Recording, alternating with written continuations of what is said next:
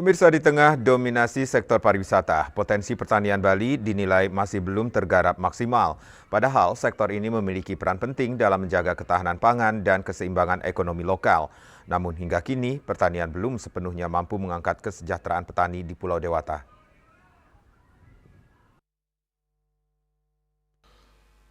Pengamat pariwisata Bagus Sudebyo menilai perlu adanya evaluasi menyeluruh terhadap sistem pertanian yang telah berjalan selama berabad-abad.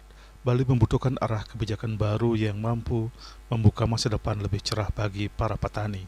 Untuk itu, sinergi antara pemerintah, masyarakat, dan seluruh pemangku kepentingan menjadi hal mendesak agar potensi pertanian dapat dikelola secara efektif dan berkelanjutan. SWOT analisis juga penting dilakukan untuk menganalisa kekuatan dan kelemahan potensi yang ingin digarap.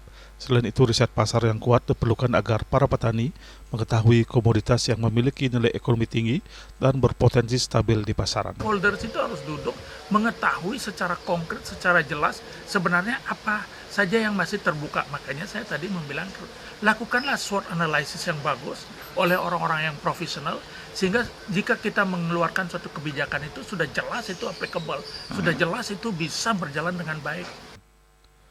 Bali juga tidak dapat berdiri sendiri dalam mengembangkan sektor pertaniannya. Kolaborasi antara provinsi seperti dengan Lombok dan Jawa penting dilakukan untuk bertukar informasi mengenai produk unggulan dan potensi pasar yang valid. Melalui kerjasama ini, pertanian Bali dapat tumbuh menjadi sektor yang kuat dan berdaya saing sekaligus menjadi pilar ekonomi yang melengkapi pariwisata. Yana Bali TV.